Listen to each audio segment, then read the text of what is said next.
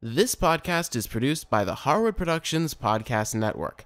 To learn more about the network and to find more of our shows, visit us online at www.harwoodpodcast.com.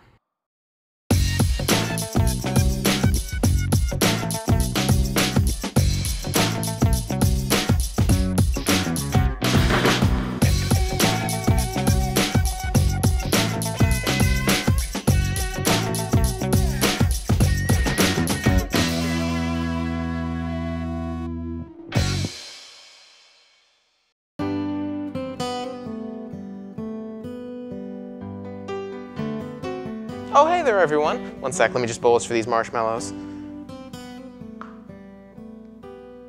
All right.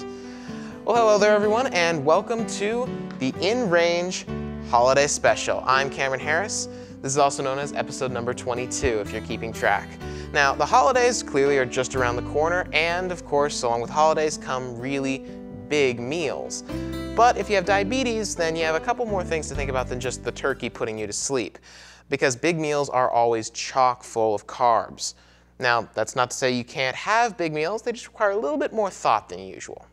Now, of course, big meals aren't really the problem here. It's the carbs in the big meals, not the amount of food, but the type of food. So things like bread rolls, starches like potatoes and things like that, fruits, and of course dessert sweets are the real culprits here. Things like salads or meats like turkey, ham, and beef, those have no carbs at all.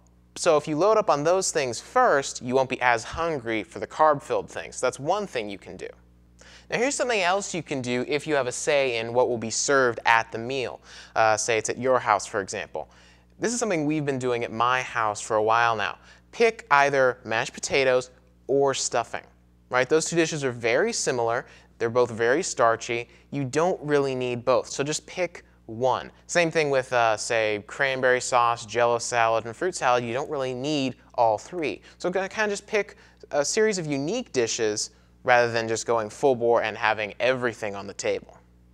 Now, another thing that I've noticed about big meals, and I'm sure you've noticed it too, is that they can last a very long time. Now, a normal meal around the family dinner table might take an hour at most, but when you've got the entire family together at one big table, it can be 3 hours from appetizers to dessert. It can last a really long time.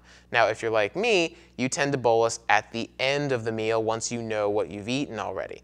Under normal circumstances, that's usually fine, but if it's been 3 hours since you started eating, the carbs have already been in your system for a very, very long time. They've already started getting your numbers to go up, and the insulin is going to have to work quite a bit to catch up. It's not going to be quite as effective as it should be. Now, the way around this is to break big meals up into individual chunks. So, for example, appetizers is one chunk, then your first course, then your second course, then dessert. Just kind of a simple basis. Now, if that's the case, you can bolus after the appetizers and then bolus a little bit more after your first course, a little bit more after the second course. Just think, okay, what have I had in this particular chunk? Now, that does two things. One, the insulin is getting in you right away. So instead of just one big burst at the very end of the meal, you're getting it kind of gradually all throughout. That's actually better for you.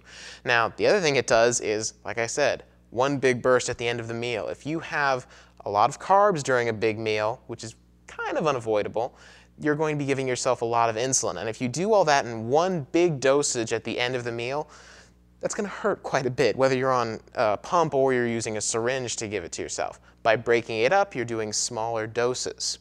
So you can see there's a couple things you have to consider with big meals. It requires a little bit more thought than usual, but if you just keep an eye on yourself, you should be just fine. Until next time, be sure to visit our website at www.harwoodpodcast.com. This is a brand new redesigned website. We're really excited about it. I think you're going to like it a lot. And if you have any questions or comments for me about the show, you can send me an email at cameron@harwoodpodcast.com. Thank you guys for joining me on this holiday edition of In Range. I'll see you guys next time, and good luck staying in range.